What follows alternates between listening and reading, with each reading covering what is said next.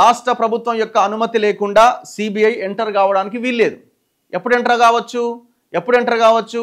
Court ఒకవేళ ఏదైనా case విషయంలో ఆర్డర్స్ ఇచ్చి ఇగో ఈ కేసును సిబిఐ విచారించాలి అని చెప్తే తప్పితే రాష్ట్ర ప్రభుత్వ అనుమతి లేకుండా స్టేట్లోకి సిబిఐ ఎంటర్ కావడానికి వీల్లేదు అని గతంలో కేసీఆర్ ఎక్కడ బీజేపీ మమ్మల్ని ఇబ్బంది పెడుతుందేమో కవిత లిక్కర్ స్కామ్ విషయంలో ఇంకో దాని విషయంలో అని కేసీఆర్ ఆ జీవో తీసుకొచ్చుకున్నాడు, తెచ్చిండు ఆయన ముఖ్యమంత్రిగా ఉండి.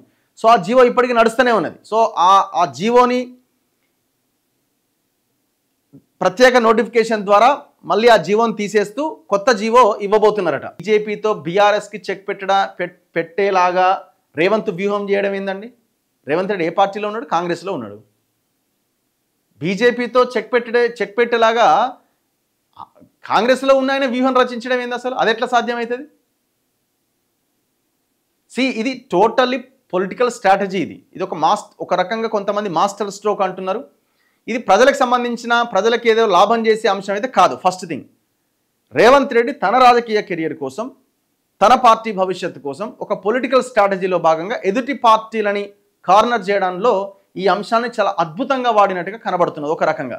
మరి అది అద్భుతంగా పనిచేస్తుందా, ఏమవుతుంది, బూమరాంగ్ అవుతుందా అనేది భవిష్యత్తులో చూడాలి. బట్ ఆయన స్ట్రాటజీ మాత్రం బీఆర్ఎస్ బీజేపీ ఒకవేళ పొరపాటున రేపు కలిసి పోటీ చేసినాయి అనుకుందాం ఎలక్షన్స్లో, ఎందుకంటే వీళ్ళు కాంగ్రెస్ అధికారంలో ఉంది కాబట్టి బీజేపీ వాళ్ళు కూడా మాట్లాడుతున్నారు. ఒకరిద్దరు నాయకులతో మనం ఇంటర్వ్యూ చేసినప్పుడు అవును కలిస్తే తప్పే ఉంది ఎలక్షన్ సమయానికి